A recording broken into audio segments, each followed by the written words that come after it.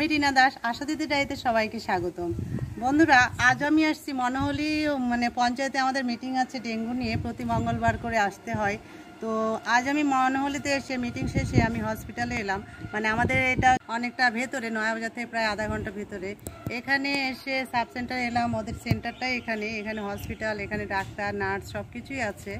তো আমি এখানে তুলে ধরতে চাইলাম, এখানে বহু বছর আগে এখানে নাকি ডাক্তার বসতো, সেখানে কোয়ার্টার ছিল এবং সব রকম চিকিৎসা এখানে হতো, বেড ছিল, এখানে চোখ পরীক্ষা হতো আর কি, তারপর ডেলিভারি পেশেন্ট সব কিছু এখানেই ভর্তি হতো। তো এখন সেসব পরিষেবা নাই, সেই কারণে আমি শিবানীদের কাছ থেকে একটু শুনবো তাদের কীরকমভাবে কোথায় ভর্তি করাতে হয় বা এখানে হলে কি পরিষেবাগুলো হবে, ভালো হবে, সেগুলো আমি শিবানী থেকে শুনবো।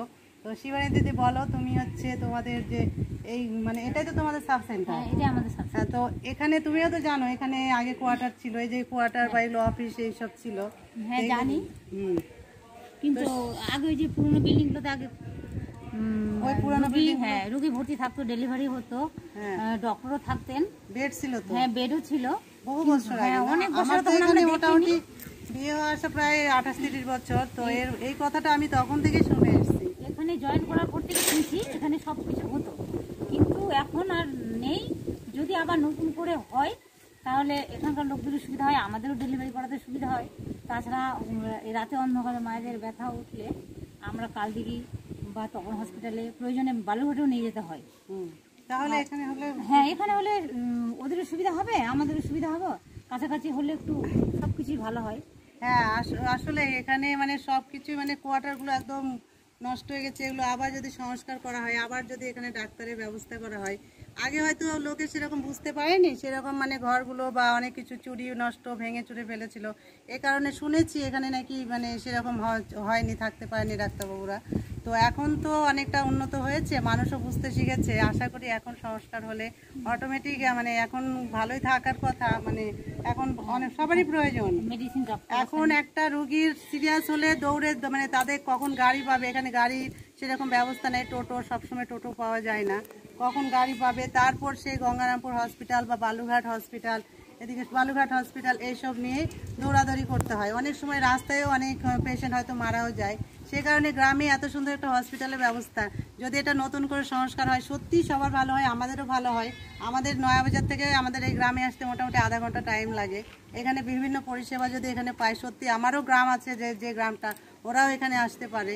তো এই বলবো, এখানে মেডিসিন ডক্টর আছেন, নার্স আছেন, আউটডোর আছেন, সবকিছুর ব্যবস্থা এখানে প্রতিদিন আউটডোর আছে। এটা মানে আউটডোর আছে, ডাক্তারবাবু বসেন, আর কি মানে ডাক্তার বসে সেগুলো জানো? হ্যাঁ মেডিসিন ডক্টর, আর আউটডোরে ফার্মাসিস্ট, হোমিওপ্যাথি, তারপর যে সুগার প্রেশারের জন্য 2টো নার্স আছে, আর আমাদের সেন্টার আছে। এই তো ব্যাপার। তো বলবা তোমার আর কিছু যাতে এখানে ভালো হয়, এটাই আর কি তোমাদের তরফ থেকে। আর আমাদেরও ভালো হয়, আমার গ্রামগুলোও আমি এখানে আসতে বলি, ওরা এখানে আউটডোরে ওষুধ পায়, আমি আমার গ্রামেরগুলোকে পাঠিয়ে দিই। তো আমি বলবো যে এখানে সত্যিই ভালো হয়। তো এই হচ্ছে কোয়ার্টার, এই কোয়ার্টারগুলো দেখাও, এই যে আগেকার এই যে দেখুন কোয়ার্টারগুলো খুব খারাপ পরিস্থিতি, এগুলো যদি আবার নতুন করে সংস্কার করে।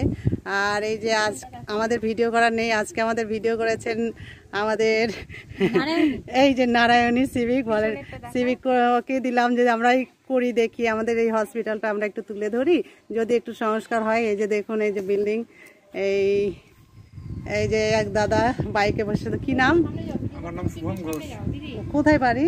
আমার বাড়ি পাশের গ্রামে বাসুরিয়া। ও, তাহলে বলেন এই গ্রামে এই হসপিটালটা হলে ভালো। অনেক ভালো হয়। হ্যাঁ অনেক ভালো। অনেকদিন ধরে এই হাসপাতালে যাতায়াত করি, বিভিন্ন রকম ওষুধ এখানে যদি পরিষেবা যদি আরো ভালো হয় তো অনেক ভালো হয়, মানুষের অনেক। হ্যাঁ সত্যি এটা মানে একটা মানে এত গ্রামের মধ্যে এরকম একটা হসপিটাল আছে, কিন্তু সেরকম ভাবে আবার যদি এখানে বেডের ব্যবস্থা হতো সত্যিই ভালো হতো। এই কারণে আমি এটা তুলে ধরলাম। আর আমার এই ভিডিওগুলো অবশ্যই আপনারা দেখবেন এবং দেখে সবাই শেয়ার করে দিবেন। আর আমার যদি কোনো বলার কোনো ভুল ত্রুটি হয় অবশ্যই ক্ষমা করবেন। ধন্যবাদ সবাইকে। সবাই আমার ভিডিও দেখার পর অবশ্যই কমেন্ট করবেন এবং সাবস্ক্রাইব করবেন। ধন্যবাদ।